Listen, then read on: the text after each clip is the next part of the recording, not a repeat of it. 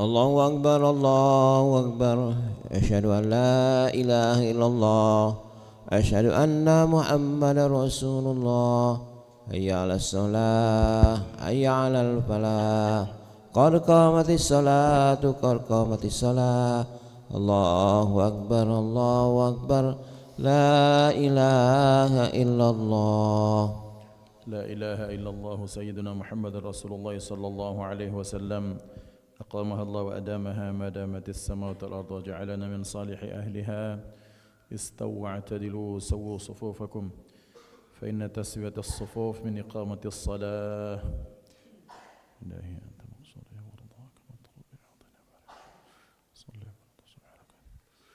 الله أكبر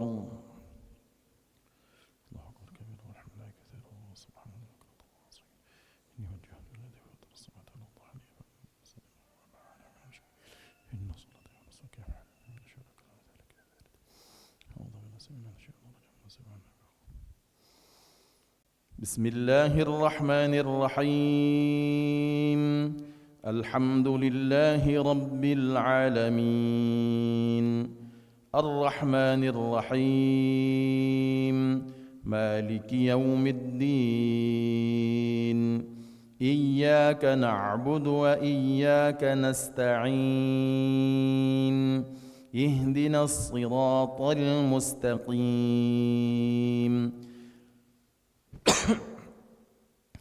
صراط الذين أنعمت عليهم غير المغضوب عليهم ولا الضالين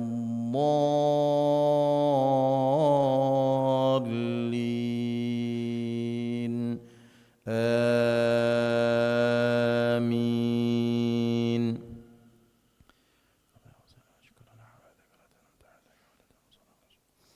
بسم الله الرحمن الرحيم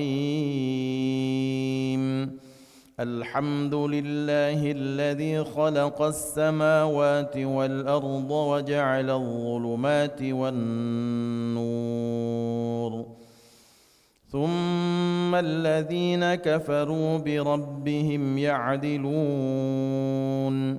هو الذي خلقكم من طين ثم قضى أجلا وأجل مسمى عنده ثم أنتم تمترون وهو الله في السماوات وفي الأرض يعلم سركم وجهركم ويعلم ما تكسبون وما تأتيهم من آية من آيات ربهم إلا كانوا عنها معرضين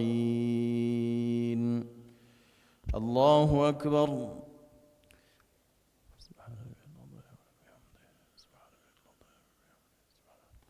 سمع الله لمن حمده الله أكبر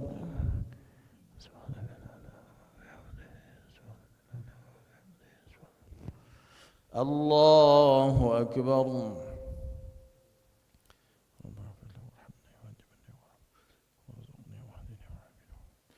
الله أكبر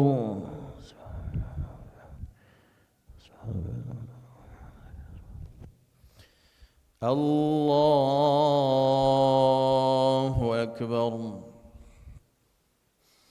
بسم الله الرحمن الرحيم الحمد لله رب العالمين الرحمن الرحيم مالك يوم الدين إياك نعبد وإياك نستعين اهدنا الصراط المستقيم صراط الذين أنعمت عليهم غير المغضوب عليهم ولا الضالين آمين.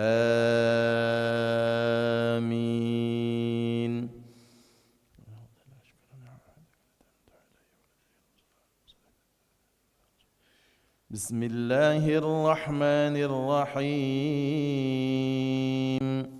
والشمس وضحاها والقمر إذا تلاها والنهار إذا جلاها والليل إذا يغشاها والسماء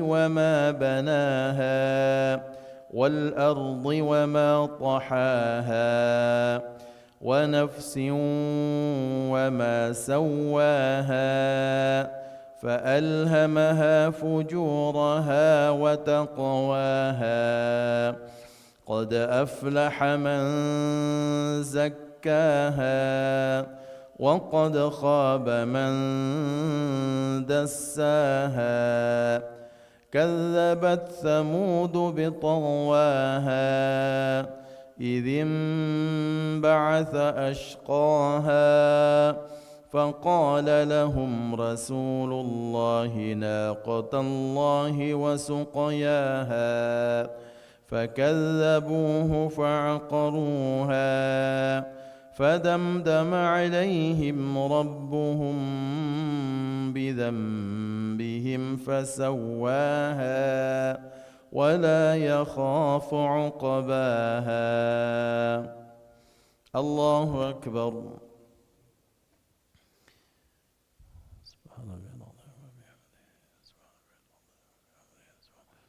سمع الله لمن حمده.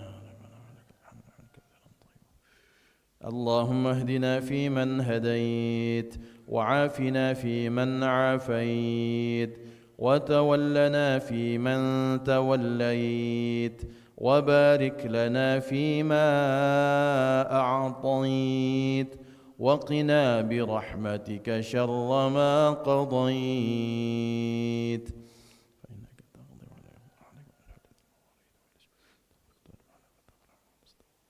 وصلى الله على سيدنا محمد النبي الأمي وعلى آله وصحبه وبارك وسلم. الله أكبر.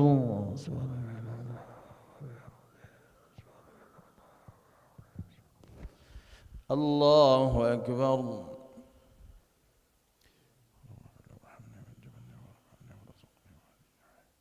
الله أكبر.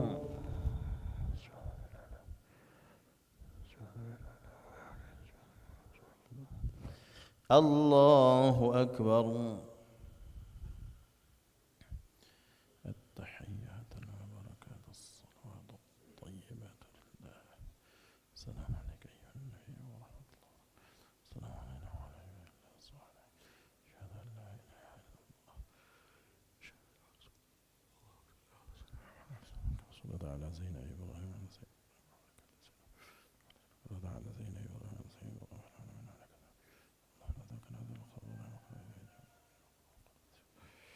السلام عليكم ورحمة الله. السلام عليكم ورحمة الله. أشهد أن لا إله إلا الله أشهد أن محمدا رسول الله أشهد أن لا إله إلا الله أشهد أن محمدا رسول الله صلى الله عليه وسلم أشهد أن لا إله إلا الله أشهد أن رسول الله صلى الله عليه وسلم. استغفر الله العظيم الذي لا إله إلا هو الحي القيوم وأتوب إليه. أستغفر الله العظيم الذي لا إله إلا هو الحي القيوم وأتوب إليه. أستغفر الله العظيم الذي لا إله إلا هو الحي القيوم وأتوب إليه. لا إله إلا الله وحده لا شريك له له الملك وله الحمد يحيي ويميت وهو على كل شيء قدير. لا إله إلا الله وحده لا شريك له له الملك وله الحمد يحيي ويميت وهو على كل شيء قدير. لا إله إلا الله وحده لا شريك له له الملك وله الحمد يحيي ويميت وهو على كل شيء قدير. لا إله إلا الله وحده لا شريك له له الملك وله الحمد يحيي ويميت وهو على كل شيء قدير. لا إله إلا الله وحده لا شريك له له الملك وله الحمد يحيي ويميت وهو على كل شيء قدير. لا إله إلا الله وحده لا شريك له، له الملك وله الحمد يحيي ويميت وهو على كل شيء قدير. لا إله إلا الله وحده لا شريك له، له الملك وله الحمد يحيي ويميت وهو على كل شيء قدير. لا إله إلا الله وحده لا شريك له، له الملك وله الحمد يحيي ويميت وهو على كل شيء قدير. لا إله إلا الله وحده لا شريك له، له الملك وله الحمد يحيي ويميت وهو على كل شيء قدير. لا إله إلا الله وحده لا شريك له، له الملك وله الحمد يحيي ويميت وهو على كل شيء قدير. اللهم أجرنا من النار، اللهم أجرنا من النار، اللهم أجرنا من النار، اللهم أجرنا من النار، اللهم أجرنا من النار، اللهم أجرنا من النار السالمين. اللهم أنت السلام ومنك السلام وإليك يعود السلام، فحينا ربنا بالسلام وأدخلنا الجنة دار السلام. تباركت ربنا وتعاليت يا ذا الجلال والإكرام. أعوذ بالله من الشيطان الرجيم. بسم الله الرحمن الرحيم. الحمد لله رب العالمين الرحمن الرحيم مالك يوم الدين. إياك نعبد وإياك نستعين، اهدنا الصراط المستقيم، صراط الذين أنعمت عليهم غير المغضوب عليهم ولا الضالين، آمين. وإلهكم إله واحد لا إله إلا هو الرحمن الرحيم. الله لا إله إلا هو الحي القيوم، لا تأخذه سنة ولا نوم، له ما في السماوات وما في الأرض. من ذا الذي يشفع عنده إلا بإذنه، يعلم ما بين أيديهم وما خلفهم، ولا يحيطون بشيء من علمه إلا بما شاء. وسع كرسيه السماوات والأرض ولا يؤوده حفظهما وهو العلي العظيم. لله ما في السماوات وما في الأرض، وإن تبدوا ما في أنفسكم أو تخفوه يحاسبكم به الله، فيغفر لمن يشاء ويعذب من يشاء، والله على كل شيء قدير. آمن الرسول بما أنزل إليه من ربه والمؤمنون، كل آمن بالله وملائكته وكتبه ورسله، لا نفرق بين أحد من رسله، وقالوا سمعنا وأطعنا غفرانك ربنا وإليك المصير. لا يكلف الله نفسا إلا وسعها، لها ما كسبت وعليها ما اكتسبت. ربنا لا تؤاخذنا إن نسينا أو أخطأنا، ربنا لا تحمل علينا إصرا كما حملته على الذين من قبلنا. ربنا ولا تحملنا ما لا طاقة لنا به، واعف عنا واغفر لنا وارحمنا، أنت مولانا فانصرنا على القوم الكافرين. شهد الله أنه لا إله إلا هو والملائكة وأولو العلم قائما بالقسط، لا إله إلا هو العزيز الحكيم.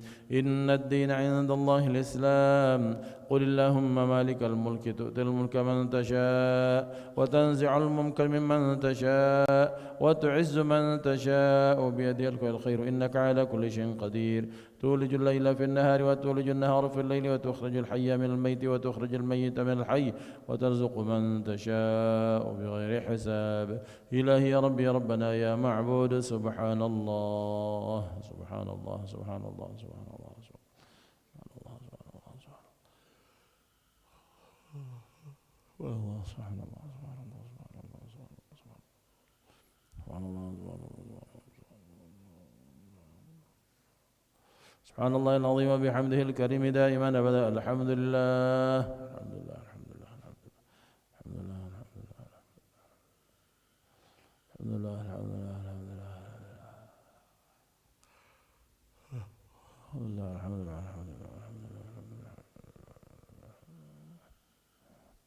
الحمد لله رب العالمين على كل حال وفي كل حال ونعمه. الله أكبر الله أكبر الله أكبر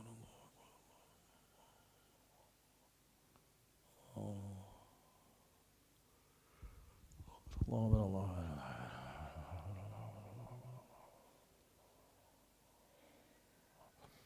الله أكبر كبيرا والحمد لله كثيرا سبحان الله بكرة وأصيلا. لا إله إلا الله وحده لا شريك له، له الملك وله الحمد يحيي ويميت وهو على كل شيء قدير. ولا حول ولا قوة إلا بالله العلي العظيم. استغفر الله العظيم. أعوذ بالله من الشيطان الرجيم بسم الله الرحمن الرحيم الحمد لله رب العالمين حمدا يوافي نعمه ويكافئ مزيدا يا ربنا لك الحمد كما ينبغي لجلال وجهك الكريم وعظيم سلطانك سبحانك لا نحصي ثناء عليك كما أثنيت على نفسك ولك الحمد حتى ترضى اللهم اجعل لنا من كل هم فرجا ومن كل ضيق مخرجا وارزقنا من حيث لا نحتسب اللهم أحسن عاقبتنا في الأمور كلها من خزي الدنيا وعذاب الآخرة اللهم إنا نستحفظك ونستودعك أدياننا وأبداننا وخزنا وأهلنا وأموالنا وأصحابنا وتلاميذنا وكل شيء أعطيتنا اللهم اجعلنا وإياهم في كنفك وأمانك وعياذك من كل شيطان مريد وجبار عظيم وغير ومن شر كل شيء إنك على كل شيء قدير اللهم جملنا بالعافية والسلامة وحقق التقوى والاستقامة وأعذنا من موجبات الندامة إنك سميع الدعاء اللهم اجعل لنا من كل هم فرجا ومن كل ضيق مخرجا وصلى الله على سيدنا محمد وعلى آله وصحبه وسلم والحمد لله رب العالمين بسر الفاتحة أعوذ بالله من الشيطان الرجيم بسم الله الرحمن الرحيم الحمد لله رب العالمين الرحمن الرحيم مالك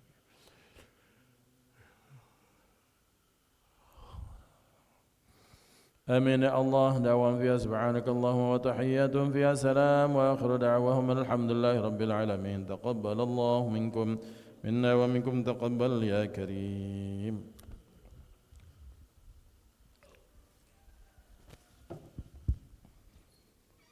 الله صل على سيدنا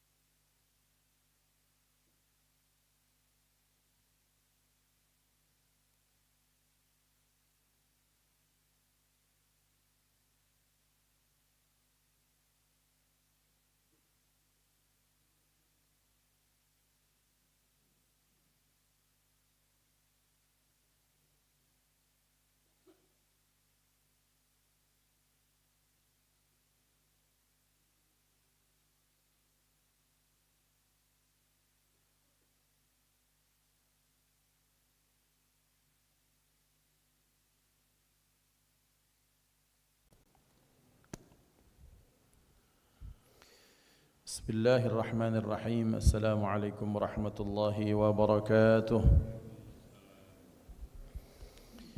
إن الحمد لله نحمده ونستعينه ونستهديه ونستغفره ونعوذ به من شرور أنفسنا وسيئات أعمالنا من يهد الله فلا مضل له ومن يضلل فلا هادي له أشهد أن لا إله إلا الله وحده لا شريك له وأشهد أن سيدنا ونبينا محمدا عبده ورسوله من لا نبي بعده اللهم صل وسلم على سيدنا محمد مفتاح باب رحمة الله عدد ما في علم الله صلاة وسلاما دائمين بدوام ملك الله وعلى آله وصحبه اللهم رب اشرح لي صدري ويسر لي أمري واحلل عقدة من لساني يفقه قولي سبحانك لا علم لنا إلا ما علمتنا إنك أنت العليم الحكيم اللهم ارزقنا فهم النبيين وحفظ المرسلين وإلهام الملائكة المقربين اللهم أغننا بالعلم وزينا بالحلم وأكرمنا بالتقوى وجملنا بالعافية لا حول ولا قوة إلا بالله العلي العظيم والحمد لله رب العالمين نوينا التعلم والتعليم والتذكر والتذكير والنفع والانتفاع والإفادة والاستفادة والحث على التمسك بكتاب الله تعالى وسنة رسوله والدعاء إلى الهدى والدلالة على الخير ابتغاء وجه الله ومرضاته وقربه وثوابه سبحانه وتعالى على هذه النية وعلى كل نية صالحة جامعة شاملة نافعة من خيرات الدنيا ونعيم الآخرة وإلى حضرة النبي المصطفى محمد صلى الله عليه وسلم سر الفاتحة أعوذ بالله من الشيطان الرجيم بسم الله الحمد لله رب العالمين الرحمن الرحيم مالك يوم الدين إياك نعبد وإياك نستعين صراط الذين أنعمت عليهم غير المغضوب عليهم ولا الضالين Hadratal muhtaramin rahimani wa rahimakumullah. Alhamdulillah, bersyukur kehadirat Allah Subhanahu wa taala atas segala nikmat, salawat dan salam terlimpah ruah kepada hadratul Rasul Sayyidina Maulana Muhammad sallallahu alaihi wasallam beserta keluarga, sahabat, pengikut sekalian. Amin Allahumma amin. Bapak Ibu yang dimuliakan Allah Subhanahu wa taala, fa insyaallah kita akan melanjutkan pembahasan kitab Tanbihul Mughtarrin yang dikarang Sayyidina Imam Abdul Wahhab Asy-Sya'rani radhiyallahu anhu. Bismillahirrahmanirrahim. Radhiyallahu ankum. Qala al-muallif rahimahullahu ta'ala wa nafa'ana bi'ulumihi fid dharain amin. Wa min akhlaqihim radhiyallahu ta'ala anhum kathratu tafwidihim ila Allah ta'ala fi amri anfusihim wa awladihim wa ashabihim fala yakunu mu'awwiluhum fi amri hidayatihim illa alaihi azza wa jalla wa la yatlubuna syai'an qattu bi anfusihim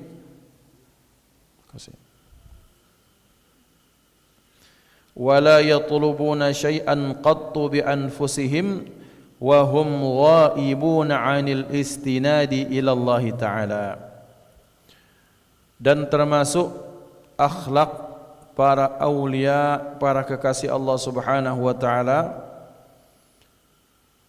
radhiyallahu anhum, semoga Allah meridai mereka, kathratu tafwidihim ila Allah azza wa jalla, seringnya atau sangatnya bersangatan mereka dalam menyandarkan kepada Allah Subhanahu wa taala, baik pada urusan diri mereka, urusan anak-anak mereka, ataupun urusan teman atau sahabat mereka. Maka tidak ada hal yang membuat mereka menyandarkan diri atas perkara hidayah mereka kecuali kepada Allah. Dan mereka tak meminta sesuatu apapun dari diri mereka sendiri, dan mereka tidak pernah lalai untuk menyandarkan semuanya kepada Allah Subhanahu wa taala. Bapak Ibu dimuliakan Allah Subhanahu wa taala, Allah Subhanahu wa taala mengajarkan kepada kita, ada satu ayat yang berbunyi wa ufawwidu amri ilallah. Aku serahkan urusanku, aku titipkan urusanku ilallah, hanya kepada Allah Subhanahu wa taala. Maka termasuk akhlak salafun as-salih, akhlak para kekasih-kekasih Allah, akhlak orang-orang hebat itu adalah mereka menyandarkan, menyerahkan urusan mereka, baik urusan mereka maupun urusan istri, anak, teman, bahkan murid-murid mereka kepada Allah Subhanahu wa taala. Maka tidak ada yang bisa menghalangi mereka untuk menyerahkan urusan mereka kepada Allah, baik pada aspek agama, dunia dan akhirat. Diceritakan dalam kitab ini, pengarang kitab ini menceritakan pengalaman pribadi. Beliau menyatakan, aku punya anak, kata beliau. Maka anakku itu adalah anak yang dia ini susah sekali diatur. Paling ngomong nih wali besar, wali kutub di zamannya. Anakku bernama Abdurrahman, dan tentunya setiap kekasih Allah, setiap wali, setiap orang-orang soleh, tidak ada yang paling membahagiakan mereka kecuali anak-anaknya dekat dengan Allah dan mau belajar atau menuntut ilmu. Nah, anakku ini enggak seperti ini, kata beliau. Berbeda dari yang lain.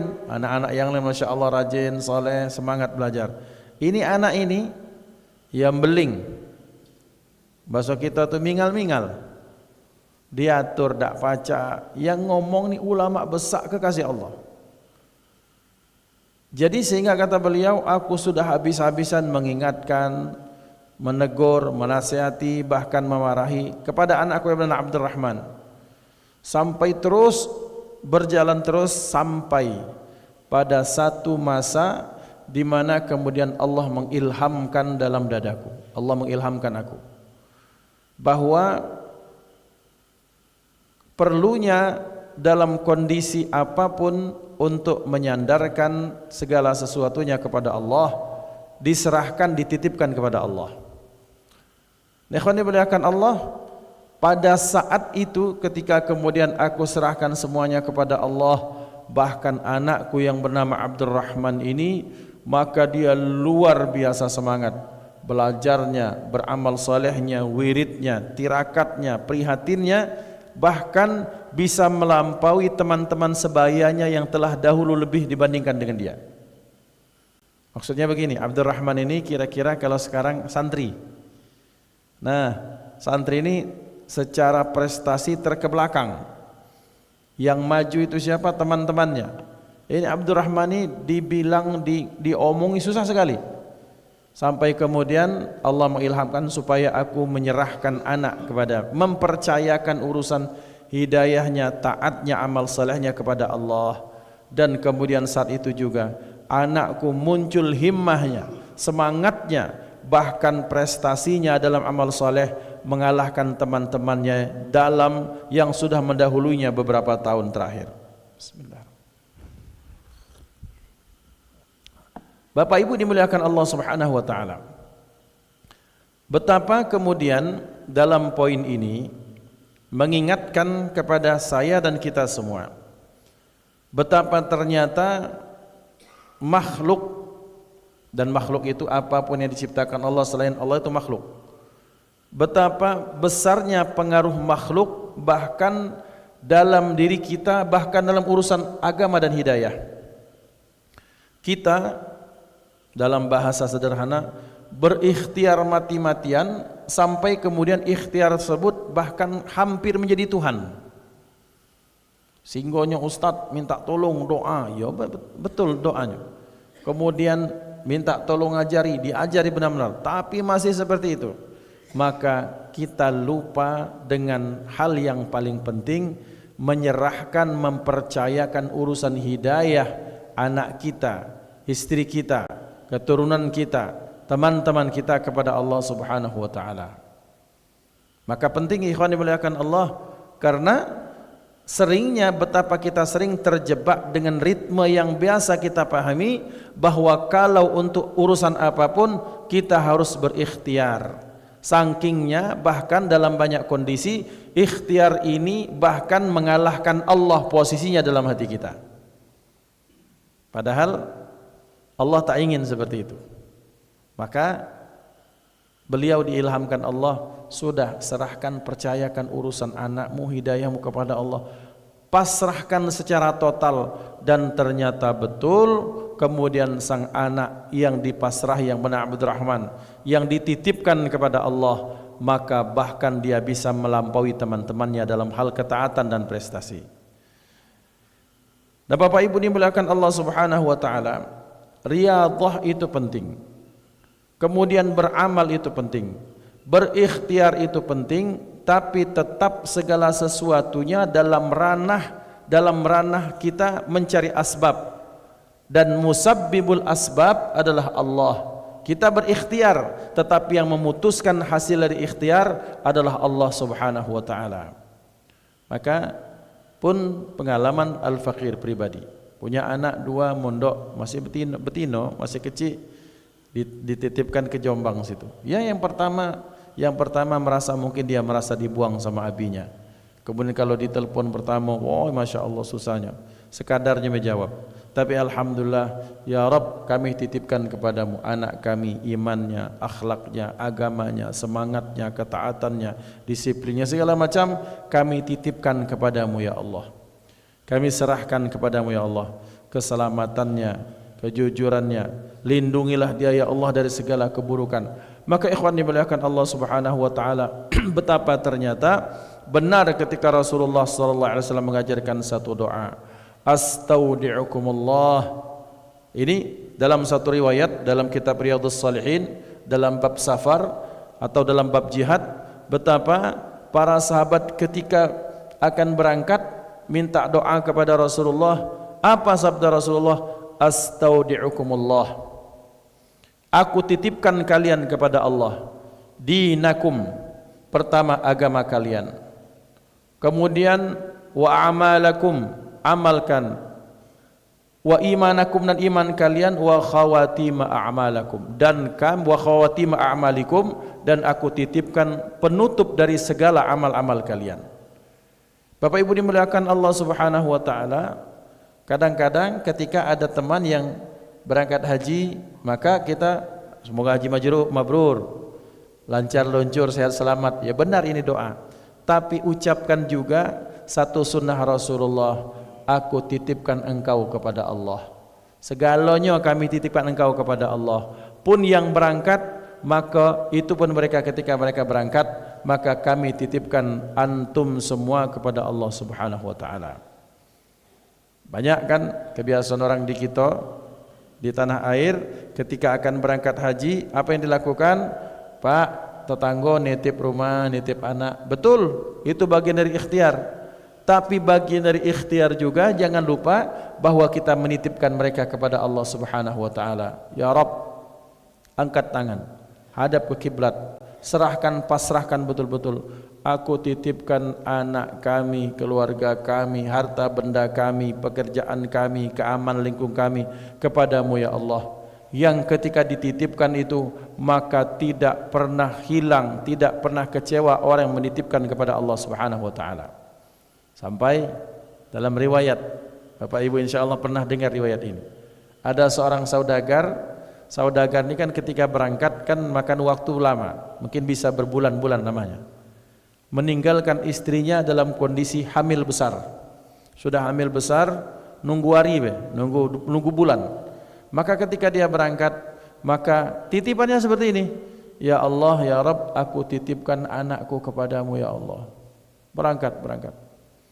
Qadarullah, setelah berangkat, kemudian ternyata istrinya ini meninggal dalam kondisi hamil besar. Ziarahlah dia.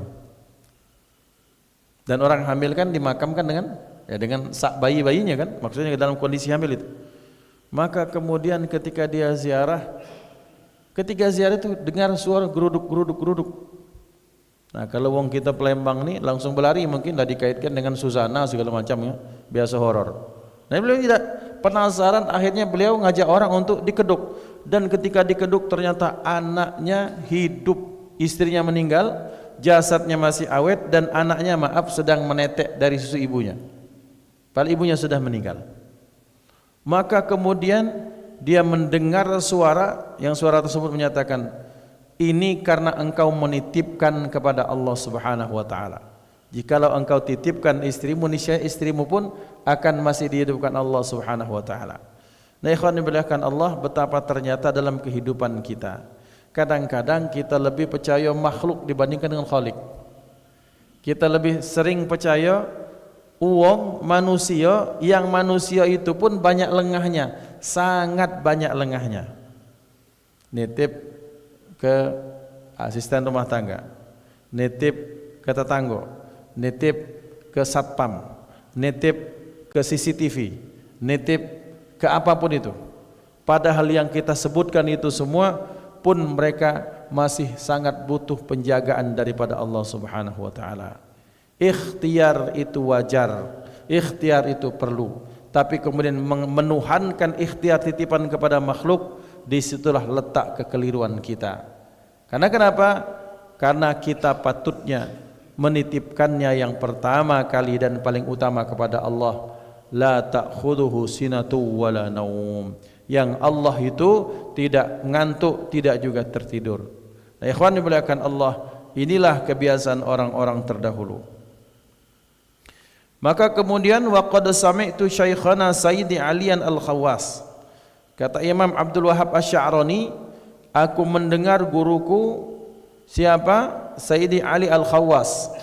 Syekh Ali Al-Khawwas ini yang sering kita ceritakan guru mursyidnya Al-Imam Abdul Wahab Asy-Sya'rani. Imam Abdul Wahab Asy-Sya'rani ini Bapak Ibu, kalau kita sekarang ini profesor doktor, belajar sama wong yang ndak pacak menulis, tidak bisa membaca, ummi. Tapi Syekh Ali Al-Khawwas ini adalah seorang yang mendapatkan ilmu ladunni daripada Allah Subhanahu wa taala. Jadi sehingga pertanyaan apapun yang dilontarkan oleh Imam Abdul Wahab Asy-Sya'rani, beliau diizinkan Allah memberikan jawaban yang sangat jelas atas izin Allah Subhanahu wa taala. Nah, dikatakan oleh Syekh Ali Al-Khawwas, kata beliau, betapa banyak manfaat yang dihasilkan dari para anak-anak ulama dengan berkah mereka menitipkan urusan anak-anaknya kepada Allah Subhanahu wa taala. Syariatnya, ikhtiarnya mereka titipkan anak-anak mereka ke pesantren, ke teman, ke pondok, kemana, tapi tetap mereka pada aslinya hatinya menitipkan mereka kepada Allah Subhanahu wa taala. Bapak Ibu, sampai ada seorang anak dari ulama, anak kiai, ya cak kasus yang terjadi pada Syekh Al-Imam Abdul Wahab Asy-Sya'rani, anaknya ini beling nakalnya minta ampun, pun terjadi ada salah seorang kiai yang kita tak sebutkan namanya, nakalnya minta ampun, sampai kemudian dititipkan ini anak kepada murid beliau. Jadi ini kiai punya muridnya kiai juga, maka anaknya ini dititipkan kepada muridnya ini yang kiai yang punya pondok. Maka setelah dititipkan, kata sang murid, tolong kiai serahkan anak jenengan, anak kiai kepada Allah. Izinkan aku untuk mendidik, tapi tetap serahkan, titipkan kepada Allah. Dan dilakukan, Masya Allah, sang anak ini kemudian selanjutnya bahkan melebihi saudara-saudaranya pada ketaatan setelah itu. Nah, Bapak Ibu dimuliakan Allah, sudahkah kemudian kita menitipkan segala sesuatu kepada Allah? Contoh baik.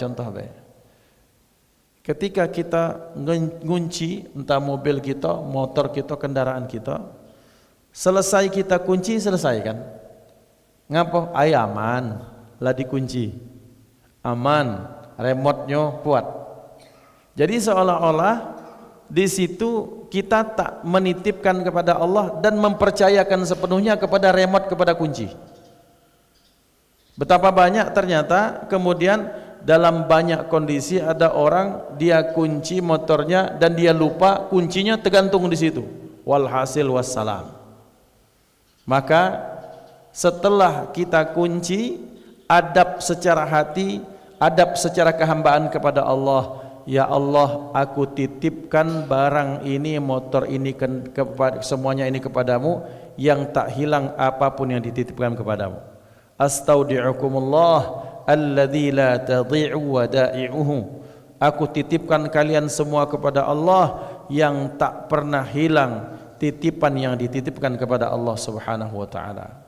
Ada anak merantau, kita titipkan dia kepada Allah. Kita panjatkan doa, kemudian kita katakan, ya Rabb, aku titipkan anakku fulan bin fulan itu kepadamu ya Allah. Aku titipkan imannya, ketakwaannya, kesolehannya, keamanannya, keselamatannya, kedisiplinannya, kebaikan semuanya, maslahatnya kepadamu ya Allah. Maka Allah sangat menghargai orang-orang yang menghargai Allah Subhanahu wa taala. Ini penting.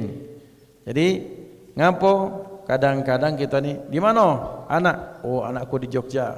Memano kage? Aman. Aku ada kawan akrab, kage dia yang ngawasi. Kawan kita itu emang tak tidur. Emang gawe kawan kita cuma ngawasi anak kita baik kah? Cuman apakah urusan teman kita akrab ini yang di Jogja itu kemudian kerjaannya untuk ngawasi anak kita? Ya tidak. Dia punya, bahkan dia punya banyak urusan untuk dia selesaikan. Yang kadang-kadang lebih banyak lupanya, lalainya daripada ingatnya. Maka Bapak Ibu, saya mengajak diri saya dan kita semua, yuk, satu kebiasaan Nabi Muhammad sallallahu alaihi wasallam untuk kita contoh apa? Yaitu kita menitipkan urusan agama, dunia, akhirat kita kepada Allah, dan kita minta pendapat Allah yang terbaik menurut Allah Subhanahu wa taala.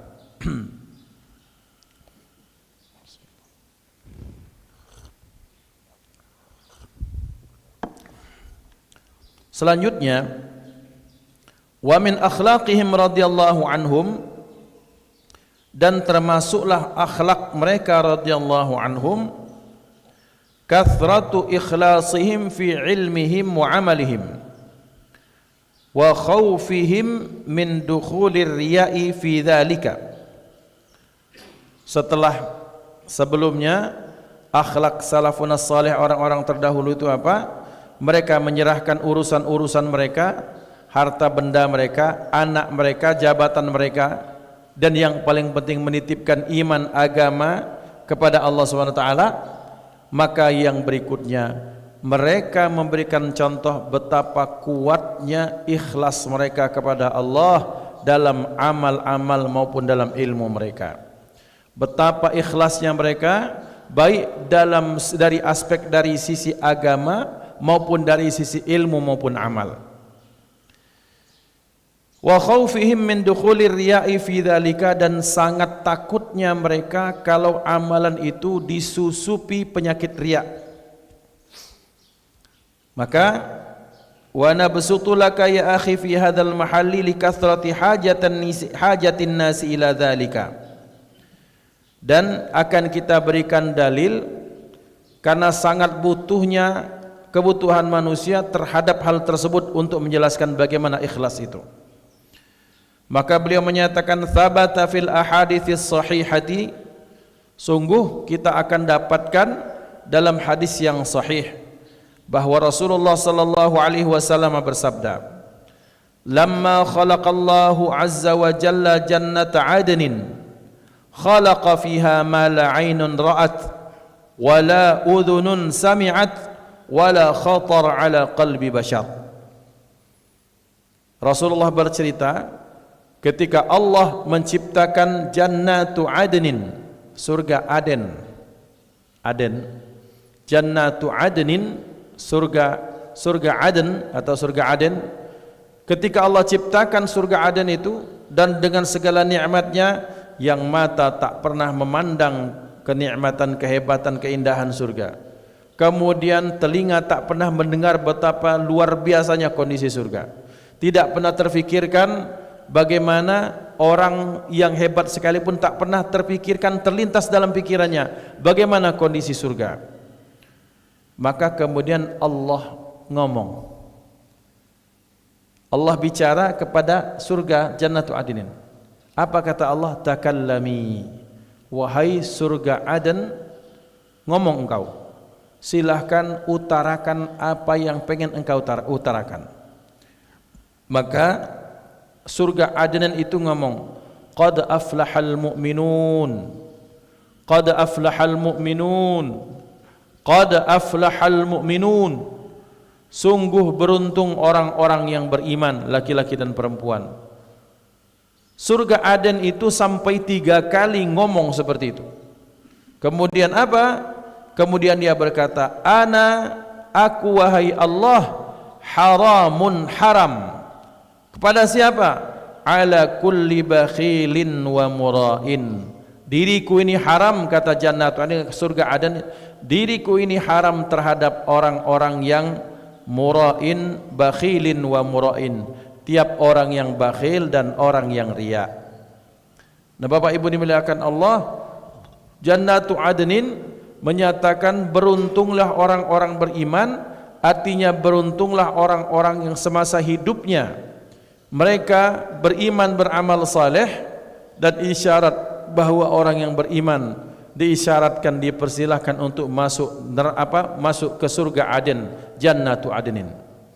Tapi wabil khusus, secara khusus kata surga Aden, aku diharamkan ya Rabb, aku ini tak ridha kalau dimasuki oleh orang-orang yang bakhil, orang yang pelit, wa mura'in, dan orang yang riya. Berarti jelas dalam bab ini bahwa bakhil itu bahaya, Bapak Ibu. Bahkan bakhil ini menghalangi seseorang untuk masuk surga Allah Subhanahu wa taala. Maka Sayyidina Abu Bakr As-Siddiq radhiyallahu anhu, kata beliau, sebelum bicara tentang akhirat, untuk orang bakhil ini ada 7 bahaya bagi orang bakhil. 1 katanya, yang pertama, orang yang bakhil, siapa yang bakhil? Yang enggan mengeluarkan sedekah, tak berinfak, tak mengeluarkan zakat, tak mengeluarkan yang wajib untuk dikeluarkan, tak memberi bantuan kepada orang yang perlu diberikan bantuan, bantuan primer maksudnya. Maka kata Sayyidina Abu Bakar, ada 7 cara Allah menghilangkan harta orang yang bakhil.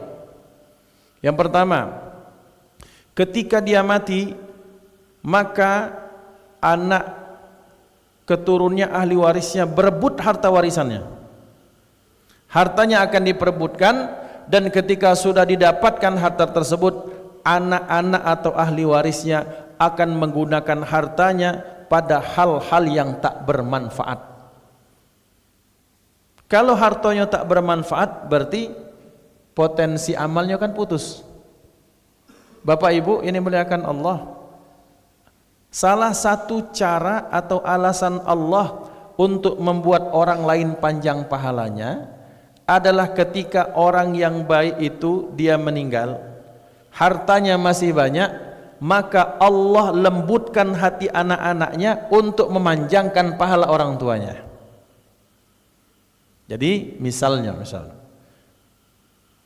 bagi orang yang meninggal, Fulan bin Fulan al-fakir, nah ketika ada seorang yang dia itu dermawan, orang yang saleh, orang yang baik hatinya, suka membantu, mengeluarkan hartanya fisabilillah, maka Allah akan lembutkan anak-anaknya untuk menggunakan harta warisan pada hal-hal yang mengundang manfaat daripada Allah. Oi, kesian bapak kita nih. Maka Mbak Mano caronyo bapak ini kan belum haji, kita minta badalkan haji, badal haji. Haji panjang pahalanya, 60 juta atau 30 juta dipakai untuk membadalkan haji, itu sudah satu kebaikan luar biasa. Kemudian masih ada lebih, bapak nih biar bapak kita tetap dapat pahala solat, yuk kita bantu Baitur Rahman. Apa yang belum? Mana yang belum, kita beli semen 10 sak atau 100 sak misalnya, kita bantu ini dan itu. Maka selama masjid ini diberdayakan untuk iman, amal soleh, kebaikan-kebaikan, maka sang ayah akan merasakan manfaatnya.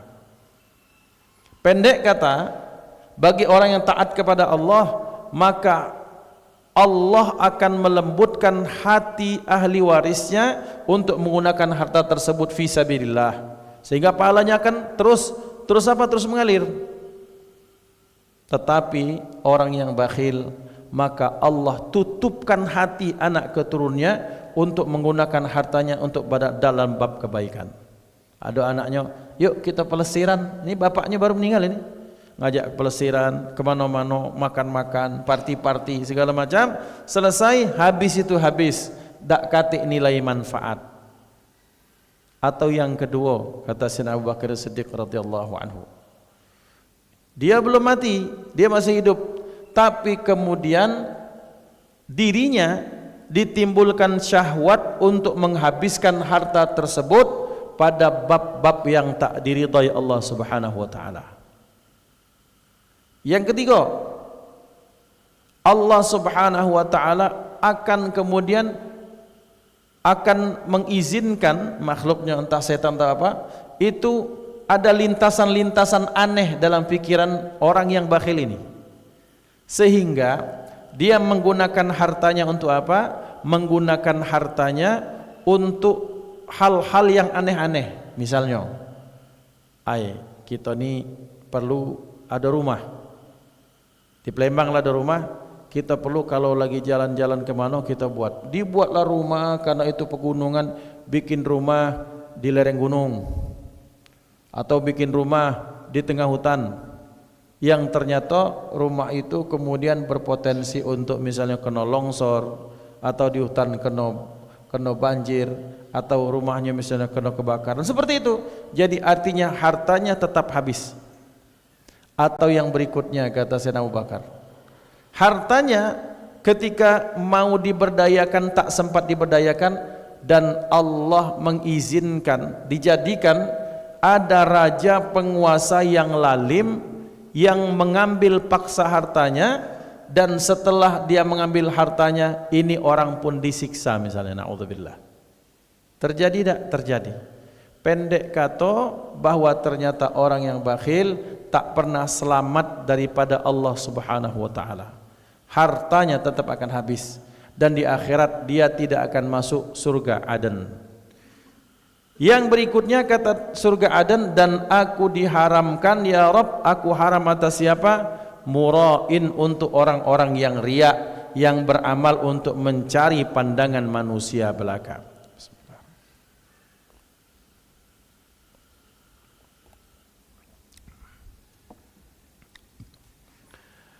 Nah, Bapak Ibu dimuliakan Allah Subhanahu wa taala.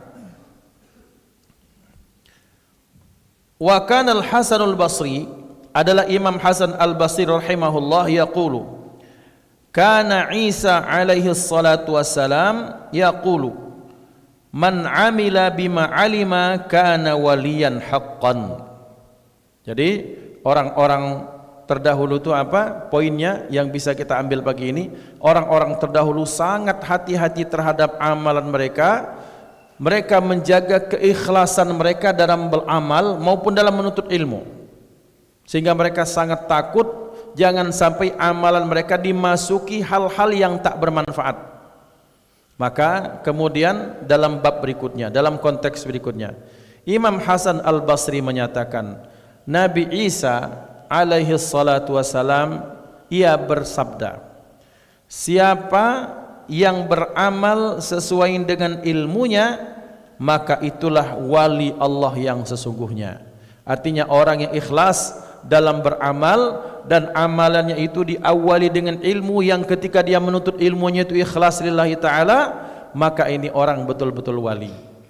Nah, zaman sekarang berarti kita harus mengingatkan diri kita, mengevaluasi, apakah ketika kita menuntut ilmu, maka kita menuntut ilmunya karena Allah, atau sudah disisipi supaya dapat bagian dunia di situ.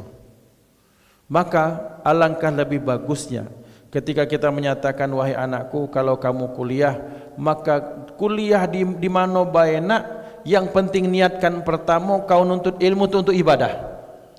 Yang kedua, ketika engkau dapat ilmu nak, maka ilmumu itu bermanfaat untuk orang banyak. Dan yang ketiga nak, dengan ilmumu kau dapat harta, maka niatkan hartamu pun engkau bergunakan, berdayakan untuk manfaat untuk orang banyak. Maka inilah orang-orang yang akan selamat ilmu maupun amalnya. Sehingga ketika menuntut ilmu dia akan ikhlas. Selama menuntut ilmu, maka dia tidak akan pernah jauh daripada Allah Subhanahu wa taala. Dan kadang-kadang, dan mudah-mudahan Allah selamatkan kita semua, kita lihat betapa ada anak-anak yang kita, satu sudah ketika berangkat dia lupa dititipkan kepada Allah, Yang kedua, ketika ngajari, maka kita ngajari mereka kalau kuliah cari yang jurusannya jarang supaya kau cepat dapat pekerjaan. Kalau kau dapat pekerjaan, kau akan dapat uang dan kau dapat bisa senang-senang jadi orang kaya. Bapak Ibu, pernah terfikirkan tidak dengan sebab pesan kita seperti ini? Supaya anak kita cari jurusan yang jarang orang lain masuk, sehingga kemudian potensi kerjanya tinggi, kemudian uangnya banyak. Kita lupa bahwa dengan asbab kita tak menanamkan niat untuk ikhlas dalam berilmu ini, maka dia akan menuntut ilmu tak mengindahkan aturan-aturan. Maksudnya, kalau orang sudah menuntut ilmu tidak lillahi ta'ala, dia tidak peduli kawannya siapa, lingkungan di mana. Sementara dalam kehidupan ini orang yang sangat berperan atas kebaikan kesolehan kita adalah teman-teman akrab kita. Tapi kalau anak kita arahkan, nak, hati-hati, karena kau menuntut ilmu itu karena Allah, maka ketika engkau berteman pun carilah teman-teman yang mendekatkanmu pada Allah. Dan betapa banyak yang terjadi ketika ada anak-anak dibiarkan begitu saja dia merantau nuntut ilmu, kemudian karena pesannya sudah bukan karena Allah, maka dia tak peduli anaknya bergaul dengan siapa, anaknya ngapain. Nah, Bapak Ibu menjadi pengingat untuk saya dan kita semua bahwa ternyata kaget dulu dalam bab lain. Bahkan ketika anak kita nuntut ilmu, tetap ingatkan, niatkan semuanya karena Allah. Dan ketika engkau niatkan semuanya karena Allah, maka engkau berupaya akan mencari teman-teman yang mendekatkanmu kepada Allah Subhanahu wa taala. Misalnya Bapak Ibu, nah, sebelum kau kuliah, kau berangkat ke kampung Inggris itu. Kampung Inggris itu belajar bahasa Inggris hebat-hebatnya. Tapi ingat, nak, niatmu untuk belajar bahasa Inggris, bahasa Mandarin, bahasa asing, supaya ilmu bahasa ini kau bisa berdayakan untuk dakwah, untuk ngajak orang lain melakukan kebaikan. Maka nanti ketika engkau di sana, engkau akan dikumpulkan bersama orang-orang yang akan mendekatkanmu kepada Allah. Nah, Bapak Ibu, betapa terkadang karena kita fokus kita kepada anak kita hanya yang penting dia dapat ilmu, yang penting ketika dia dapat ilmu dia pintar, kemudian grade-nya bagus, kemudian dia dapat prestasi gemilang, tanpa kita peduli dengan niatnya untuk menuntut ilmu karena Allah, tanpa peduli kemudian bagaimana salat dan pergaulannya, maka akhirnya anak kita salah memilih teman.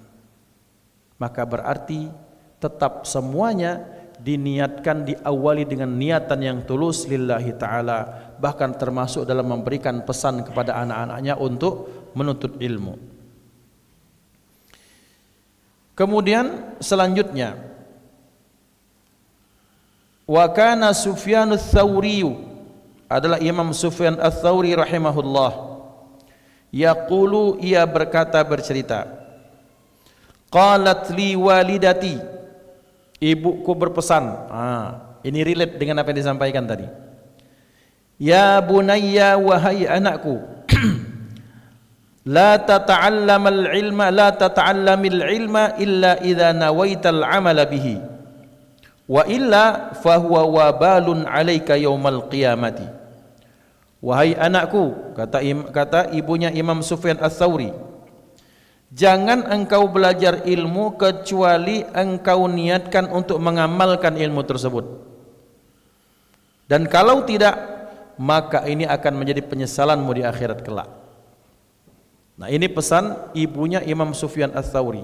Jadi Bapak Ibu dimuliakan Allah, Imam Sufyan ats-Tsauri, beliau dijadikan kekasih Allah oleh Allah Subhanahu wa taala dengan berkah apa?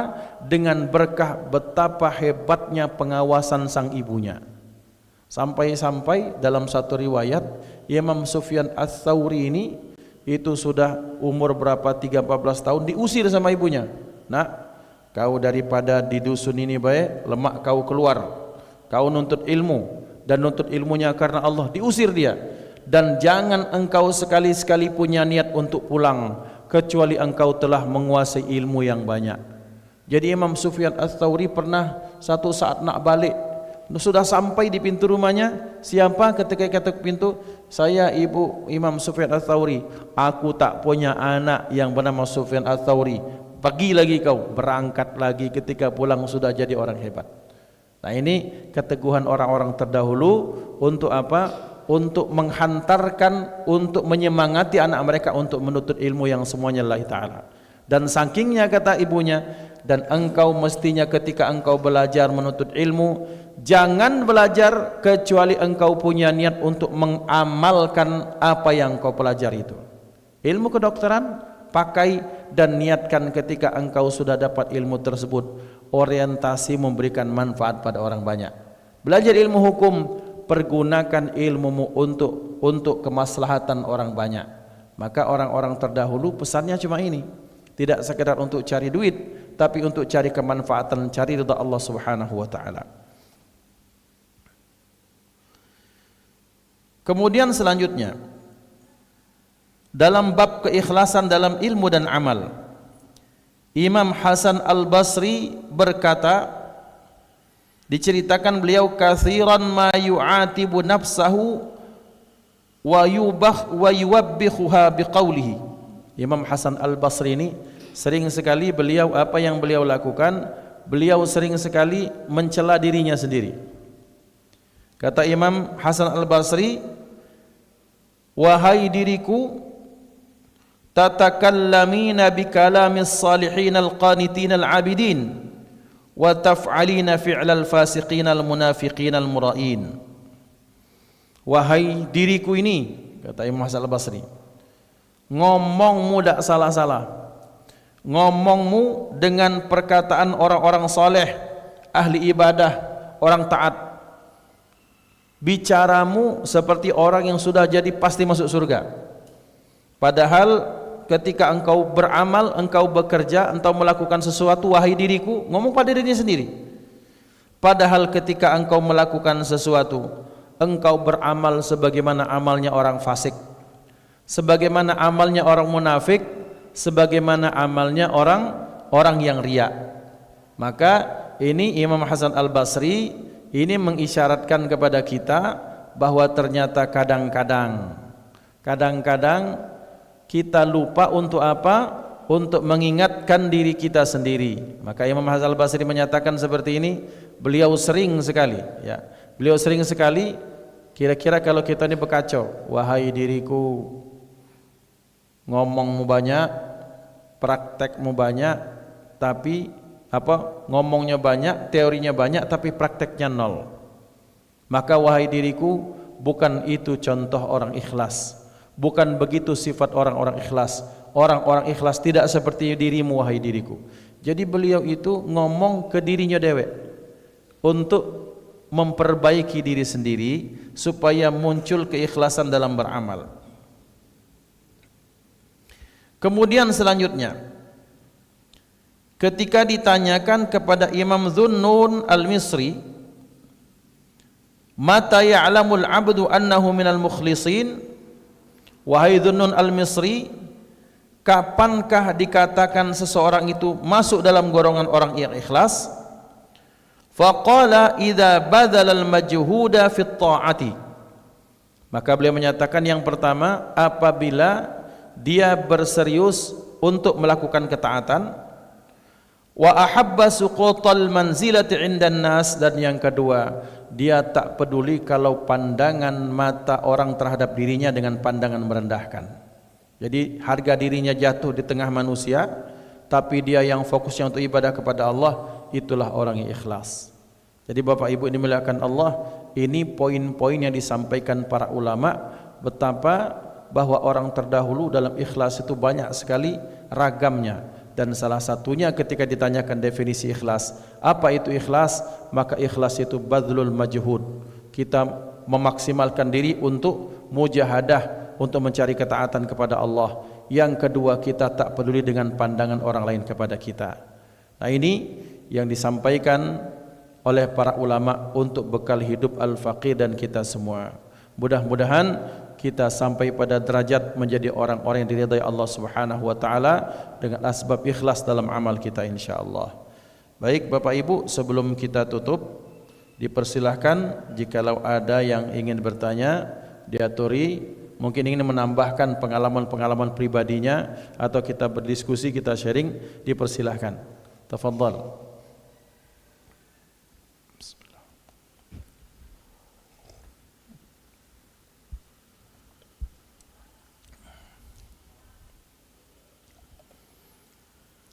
Jika tidak ada, mari kita ambil keberkahan waktu ini dengan bermunajat kepada Allah Subhanahu wa taala. Mudah-mudahan dengan kita berdoa dan kita saling aminkan doa kita, maka Allah mengijabahi permintaan kita semua biidznillah yang memberi maslahat untuk agama, dunia, akhirat, pribadi, keluarga maupun bangsa ini. Amin. Allahumma amin.